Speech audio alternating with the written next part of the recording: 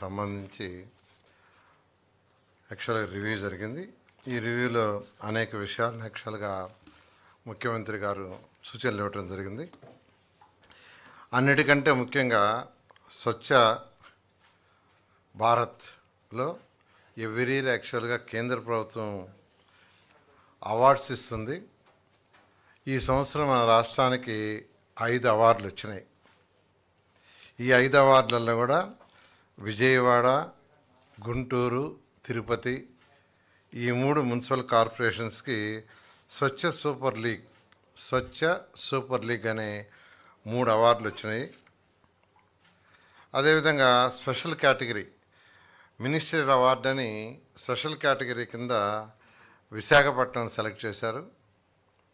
అదేవిధంగా state level ministry award అని రాజమండ్రిని select చేశారు. ఈ విధంగా 5 మున్సిపల్ కార్పొరేషన్స్కి ఈ సంవత్సరం యాక్చువల్గా అవార్డులు రావటం జరిగింది. వాళ్ళందరినీ ప్రత్యేకంగా అభినందిస్తున్నాను. యాక్చువల్గా దానికి కష్టపడి చేసిన అధికారులందరినీ కూడా ప్రత్యేకంగా అభినందిస్తున్నాను. ఇదే విధంగా ఫ్యూచర్లో మిగతా మున్సిపాలిటీస్ కూడా బాగా పోటీపడి అత్యధికంగా ఈ యొక్క అవార్డ్స్ని కైవసం చేసుకోవాలని ఈరోజు ముఖ్యమంత్రి గారు సూచనలు ఇచ్చారు. దానికి ఏం చేయాలి, ఎలా చేయాలా, ఆ గైడ్లైన్స్ అన్నింటినీ ఫాలో కమ్మని చాలా క్లియర్గా చెప్పడం జరిగింది. అదేవిధంగా మనకందరికీ తెలిసిందే, మున్సిపాలిటీస్ అయినా పంచాయతీలైనా ప్రజలు ఫస్ట్ కోరుకునేది తాగటానికి మంచినీళ్ళు, చక్కటి నీళ్ళు. తర్వాత సాలిడ్ వేస్ట్ అంటే ప్రతిరోజు ఇంట్లో నుంచి వచ్చే చెత్తా చెదారాన్ని ఎప్పటికప్పుడు క్లీన్ చేయాలని కోరుకుంటారు. నెక్స్ట్ లిక్విడ్ వేస్ట్ అంటే టాయిలెట్స్ నుంచి వచ్చే వాటరు, బాత్రూమ్ నుంచి వచ్చే వాటరు, కిచెన్ నుంచి వచ్చే వాటరు ఏ రోజుకి ఆ రోజు యాక్చువల్గా దాన్ని బయటికి పంపించేయాలా, ట్రీట్ చేసి బయటికి పంపించాలని ప్రజలు కోరుకుంటారు. ఆ తర్వాత మున్సిపాలిటీలో కోరుకునేది ఏంటంటే వర్షాలు వచ్చినప్పుడు నీళ్లు ఫ్రీగా ఫ్లో కావాలని. ఆ తర్వాత రోడ్లు, లైట్స్, ఇవి బేసిక్ నీడ్స్ మున్సిపాలిటీలో. ఎవరైనా ప్రజలు ఫస్ట్ వీటిని కోరుకుంటారు. తర్వాత పార్కులు కావచ్చు, కమ్యూనిటీ హాల్ కావచ్చు, అనేక సంక్షేమ పథకాలు కావచ్చు, ఈవెన్ ట్రాఫిక్ సిగ్నల్స్, తర్వాత ట్రాఫిక్ బస్సులు, అదేవిధంగా స్కూల్స్, అర్బన్ హాస్పిటల్స్, ఇవన్నీ డెవలప్ చేయాలని కోరుకుంటారు. అయితే వీటిలన్నిటికంటే ముఖ్యమైనది సాలిడ్ వేస్ట్. వచ్చే చెత్త ఒక రోజు కంటే ఎక్కువ అక్కడ ఉంటే దానివల్ల అనేకమైన రోగాలు రావడానికి ఆస్కారం ఎక్కువ. అందుకని దీనికి ప్రయారిటీ ఇస్తూ ఈరోజు గౌరవనీయ ముఖ్యమంత్రి గారు దీని మీద రెగ్యులర్గా ఎవ్రీ మంత్ రివ్యూ చేస్తున్నారు. 2014-19లో ఉన్నప్పుడు 10 వేస్ట్ ఎనర్జీ ప్లాంట్స్ ఈ రాష్ట్రానికి శాంక్షన్ చేశారు. 10 ప్లాంట్లు. సింగపూరు, మలేషియా, రష్యా, జపాన్ ఆ కంట్రీస్లో చూసి డెవలప్డ్ కంట్రీస్ ఎలా చేస్తున్నారో అదేవిధంగా మన రాష్ట్రంలో కూడా ఉండాలని 10 ప్లాంట్ శాంక్షన్ చేశారు.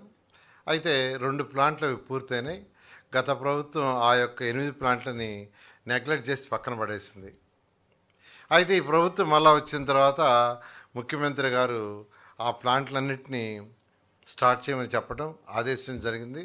దానికి నెల్లూరు, కాకినాడ ఆ 2 టెండర్లు అయిపోయి L1 కూడా అలాట్ చేయడం జరిగింది. అదేవిధంగా కర్నూలు అండ్ కడప ఆ రెండిట్లో కూడా 2 ప్లాంట్లు అయితే టెండర్లు పిలుచున్నాం. త్వరలో అది కూడా ఫైనలైజ్ అవుతుంది. గుంటూరులో ఏదైతే పెట్టామో, గుంటూరులో 1400 టన్నులు పర్ డే వేస్ట్ ఎనర్జీ ప్లాంట్కి ఇచ్చేటట్టుగా ఆ రోజు విజయవాడ, గుంటూరు యొక్క సాలిడ్ అక్కడికి పంపించాలనుకున్నాం. ఆ విధంగా ప్లాంట్ పెడితే ఈరోజు ఆ ప్లాంట్ ఎక్సెస్ అయిపోయింది. అంటే మనం పంపించే క్వాంటిటీ తీసుకునే పరిస్థితుల్లో లేరు. అందుకని మచిలీపట్నం, బందరు, ఉయ్యూరు ఈ యొక్క పక్కనున్న కృష్ణా జిల్లా, విజయవాడకు పక్కనున్న ఆ యొక్క మున్సిపాలిటీస్ అన్నీ కలిపి మరొక 1000 టన్స్తో కెపాసిటీ కలిగింది విజయవాడలో పెట్టమని ఆదేశించారు. దాని మీద అధికారులు యాక్చువల్గా ల్యాండ్ చూస్తున్నారు. త్వరలో దానికి అక్కడ పెట్టడం జరుగుతుంది. అదేవిధంగా తిరుపతిలో కూడా మరొక ప్లాంట్ని యాక్చువల్గా ప్లాన్ చేస్తుంది. ఈ విధంగా చేస్తే 2 ప్లాంట్లు ఉన్నాయి. మరొక 6 ప్లాంట్లు యాక్చువల్గా కొత్తగా వస్తున్నాయి, అంటే 8 ప్లాంట్లు. ఈ 8 ప్లాంట్లతో ఈ రాష్ట్రంలో వచ్చే 6,500 టన్నులో 6,000 టన్నులు వేస్ట్ యాక్చువల్గా వేస్ట్ ఎనర్జీ ప్లాంట్ పోయి బర్న్ అయ్యి ఎలక్ట్రిసిటీ ప్రొడ్యూస్ అవుతుంది. ఆ విధంగా యాక్చువల్గా ఒక చక్కటి ప్లాన్. ఇదే జరిగితే భారతదేశంలో ఏ రాష్ట్రంలో ప్రతిరోజు వచ్చే చెత్త ఏ రోజుకి ఆ రోజు డిస్పోజ్ అవుతుందంటే ఖచ్చితంగా ఆంధ్రప్రదేశ్ అవుతుంది. ఆ విధంగా ముఖ్యమంత్రి గారు దీని మీద డెవలప్డ్ కంట్రీస్ ఎలా చేస్తుందో ఆ విధంగా చేసే విధంగా ఇన్స్ట్రక్షన్ ఇవ్వడం జరిగింది. అదేవిధంగా రూరల్ ఏరియాలో కూడా ఎంఆర్ఎఫ్ యూనిట్స్ పెట్టి అక్కడ కూడా దీన్ని ప్రాసెస్ చేసి మెన్యూర్ చేయాల్సింది మెన్యూర్కి ఇవ్వటం, లేదా డిస్పోజ్ చేయాల్సింది డిస్పోజ్ చేయమని ఆదేశించడం జరిగింది. అదేవిధంగా లిక్విడ్ వేస్ట్ అనేది చాలా ఇంపార్టెంట్. ఎందుకంటే బాత్రూముల్లో, టాయిలెట్లో, కిచెన్లో వచ్చే వాటర్ ఏ రోజుకు ఆ రోజు పోకుంటే ఆ డ్రైన్స్లో దోమలు పెరిగి అనేక జబ్బులు రావడానికి కారణం ఉంటుంది. అందుకని దీని మీద స్పెషల్ డ్రైవ్ గాను అర్బన్ అథారిటీస్ ఏదైతే ఉందో వాటికి స్పెషల్గా ఇన్స్ట్రక్షన్ ఇవ్వడం జరిగింది. ప్రతి అర్బన్ అథారిటీ యొక్క మెయిన్ ప్రయారిటీ ఈ డ్రైన్స్, ఏదైతే యూజ్డ్ వాటర్ ఉందో ఆ డ్రైన్స్ని కన్స్ట్రక్ట్ చేయమని వారు మున్సిపాలిటీస్ ఇద్దరి యొక్క బాధ్యతగా యాక్చువల్గా చెప్పడం జరిగింది. అదేవిధంగా ఈరోజు ఈ వేస్ట్, ఎలక్ట్రానిక్ వేస్ట్, ఇప్పుడు అందరూ ఎలక్ట్రానిక్ వేస్ట్ కంప్యూటర్లు, ల్యాప్టాప్లు, సెల్ ఫోన్స్ వాడుతున్నారు. అవి ఎక్కడంటే అక్కడ పడేయటం కాకుండా వాటినన్నిటినీ రీయూజ్ చేసేటట్టుగా దాని మీద స్పెషల్ డ్రైవ్ చేయమని ముఖ్యమంత్రి గారు చెప్తే హైదరాబాద్ ఆల్రెడీ ఒక యూనిట్ ఎస్టాబ్లిష్ చేస్తున్నారు. వాళ్ళనే కాంటాక్ట్ చేసాం. వాళ్ళు ఆల్రెడీ మన రాష్ట్రంలో కూడా గత 3 నెలల నుంచి మొదలుపెట్టారు. ఈ 3 నెలల్లో ఒక 10 టన్స్ ఈ వేస్ట్ని యాక్చువల్గా ప్రొక్యూర్ చేశారు. వాళ్ళతో ఈరోజు యాక్చువల్గా చాలా డీటెయిల్గా మాట్లాడి రీజనల్ సెంటర్స్ కూడా పెట్టమన్నాం.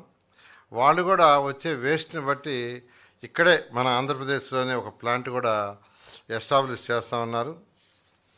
అయితే ఇంతవరకు అయితే ఈ వేస్ట్ యాక్చువల్గా అంటే ఎక్కడికక్కడ కలెక్ట్ చేసుకొని అది నార్త్ ఇండియాకి పోతుంది.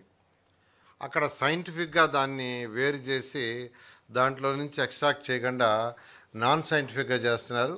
అయితే ముఖ్యమంత్రి గారు సైంటిఫిక్గా చేయాలా, అలాంటి పొల్యూషన్ పెరుగుతుందని ఈ హైదరాబాద్ ఏదైతే యూనిట్ ఉందో ప్రస్తుతం ఆ యూనిట్ వాళ్ళతోనే కోఆర్డినేట్ చేసుకొని వాళ్ళే ఇక్కడ ఎస్టాబ్లిష్ చేయమన్నారు. అదేవిధంగా బయోమెడికల్ ఈరోజు మన రాష్ట్రంలో 1,68,000 హాస్పిటల్ బెడ్స్ ఉన్నాయి. దాంట్లో పర్ డే 17,783 కేజీల బయో వేస్ట్ వస్తుంది. దానికి ప్రాసెస్ చేస్తున్నారు. దానికి పొల్యూషన్ వాళ్ళు యాక్చువల్గా స్పెషల్ డ్రైవ్ చేస్తున్నారు. దాన్ని కూడా ముఖ్యమంత్రి గారు ఈరోజు యాక్చువల్గా చేయడం జరిగింది. అదేవిధంగా అగ్రికల్చర్ వేస్ట్ నుంచి యాక్చువల్గా డిఫరెంట్ ప్రోడక్ట్స్ చేసే దాని మీద ఈరోజు రాష్ట్రంలో స్పెషల్ డ్రైవ్ జరుగుతుంది. అదేవిధంగా అక్వా వేస్ట్ని కూడా దాని నుంచి కూడా బై ప్రోడక్ట్స్ వస్తాయి. దాన్ని కూడా చేయమని యాక్చువల్గా ఈరోజు ముఖ్యమంత్రి గారు దాని నుంచి ఆయిల్ ఎక్స్ట్రాక్ట్ చేయటం కానీ, ఫర్టిలైజరు, ఇలా అనేక బై ప్రోడక్ట్స్ వస్తాయి. దాన్ని కూడా వర్క్ చేయమని ఎలా చేయాలని ఒక పాలసీ తీసుకురామన్నారు.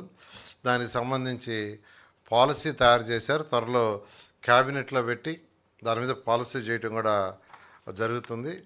అదేవిధంగా ఈ వీక్ ఎవ్రీ మంత్ ఒక థీమ్ కింద పోతున్నాం. ఈ మంత్ యాక్చువల్గా స్వచ్ఛత, దాని మీద plastic, ending of plastic pollution, దాని మీద యాక్చువల్గా కార్యక్రమం. అయితే ముఖ్యమంత్రి గారు ఒకటి చెప్పారు, ప్లాస్టిక్ని పూర్తిగా అవాయిడ్ చేయాలంటే ఏం చేయాలి అంటే, ప్రస్తుతం ఎంతోమంది ప్లాస్టిక్ మీద జీవనాధారం చేసుకుంటున్నారు. వాళ్ళు ఇబ్బంది పడకూడదు. ప్లాస్టిక్ కాకుండా బయోడిగ్రేడబుల్ ప్రోడక్ట్స్ మ్యానుఫ్యాక్చరింగ్ చేసేటట్టుగా అవసరమైతే వాళ్ళకి ఇండస్ట్రీల యొక్క సబ్సిడీస్ ఏదో ఉన్నాయో వాటిని ఇచ్చే విధంగా ఇండస్ట్రీస్ డిపార్ట్మెంట్ వాళ్ళతో కూర్చొని డిస్కస్ చేసి ఏం చేస్తే బయోడిగ్రేడబుల్ ప్రోడక్ట్స్ ఈ ప్లాస్టిక్ వదిలి చేయొచ్చో వాళ్ళతో డిస్కస్ చేసి చేయమన్నారు. ఆ విధంగా ఈరోజు ఈ యొక్క స్వచ్ఛ ఆంధ్ర, స్వచ్ఛ భారత్ అనే కార్యక్రమాన్ని గురించి ముఖ్యమంత్రి గారు రివ్యూ చేసి చాలా క్లారిటీ ఇచ్చారు. ఈ విషయంలో మున్సిపల్ శాఖ అయితే ఈరోజు వేస్ట్ ఎనర్జీ ప్లాంట్స్ పెట్టి 6,500 టన్నులు 6,000 టన్నులు ఈ వేస్ట్ ఎనర్జీ ప్లాంట్స్కి పోయి అక్కడ బర్న్ అయ్యి ఎలక్ట్రిసిటీ ప్రొడ్యూస్ అయ్యేటట్టుగా వర్కౌట్ చేస్తుంది. అదేవిధంగా ఏ వాటర్ అయితే డైలీ యూజ్డ్ వాటర్ వస్తుందో దాన్ని ట్రీట్ చేసి కెనాల్స్కి పంపించేదానికి వర్కౌట్ చేస్తున్నాం. ఎందుకంటే ఈ రెండు మేజరు. అదేవిధంగా లైట్స్కి తీసుకుంటే లైట్స్ 2014-19లో భారతదేశంలో ఫస్ట్ టైం 98,000 ఎల్ఈడి లైట్స్ని 1 మంత్లో రీప్లేస్ చేసాం. 1 మంత్లో. ఆ తర్వాత భారతదేశంలో ఫస్ట్ ఆంధ్రప్రదేశ్లో అన్ని మున్సిపాలిటీస్లో రీప్లేస్ చేసాం. వాళ్ళ టెండర్ టైం కూడా అయిపోయింది. మళ్ళీ ఇప్పుడు లేటెస్ట్ టెక్నాలజీ ఉపయోగించి ఈ ఎల్ఈడి లైట్స్ని ఎలా మెయింటైన్ చేయాలనే దాని మీద స్పెషల్గా డిపార్ట్మెంట్ వాళ్ళు వర్కౌట్ చేస్తున్నారు. మరొక 2 నెలల్లో ఒక పాలసీ చేసి దాని మీద కూడా పోవడం జరుగుతుంది. ఈ విధంగా ఈరోజు ఈ యొక్క స్వచ్ఛాంధ్ర స్వచ్ఛ భారత్ గురించి ముఖ్యమంత్రి గారు డీటెయిల్గా రివ్యూ చేయడం జరిగింది. Thank you. అంటే యూజ్డ్ వాటర్ని యాక్చువల్గా ఏంటంటే మనం ట్రీట్ చేసి వాటిని వదిలేయాలా. దగ్గర ఏ కెనాల్ ఉంటే ఆ కెనాల్కి వదిలేయచ్చు. ఏ కెనాల్ ఉన్నా వదిలేయచ్చు. జనరల్గా ఏంటంటే ఏదైతే అగ్రికల్చర్ డ్రైన్ కెనాల్స్ ఉన్నాయో వాటికి చేస్తారు. ఇండస్ట్రీస్ దగ్గరగా ఉంటే ఇండస్ట్రీస్కి యాక్చువల్గా సేల్ చేస్తారు. విశాఖపట్నంలో యాక్చువల్గా యూజ్డ్ వాటర్ని ట్రీట్ చేసి యాక్చువల్గా సేల్ చేస్తున్నాం. బికాస్ ఇండస్ట్రీస్ అక్కడ ఉన్నాయి కాబట్టి అన్ని దగ్గరలో అది కుదరదు. కుదరని దగ్గర ఏంటంటే డ్రైన్స్లో కుదరదు.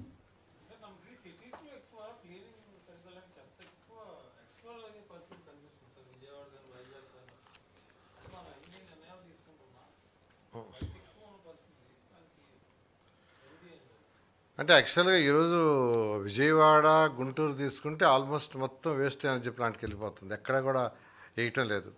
అయితే గత కొద్ది రోజులు కొద్దిగా ఇబ్బంది అయింది. ఎందుకంటే గత ప్రభుత్వం యాక్చువల్గా కొన్ని వెహికల్స్ పెట్టడం, వాళ్ళకి డబ్బులు ఇవ్వకుండా అవ్వటం, వాళ్ళు మానేయటం, వాళ్ళు మానేస్తే ఆల్టర్నేట్ చూసుకోమని చెప్పాం. ట్రాక్టర్లు అవి యాక్చువల్గా పెట్టుకున్నారు.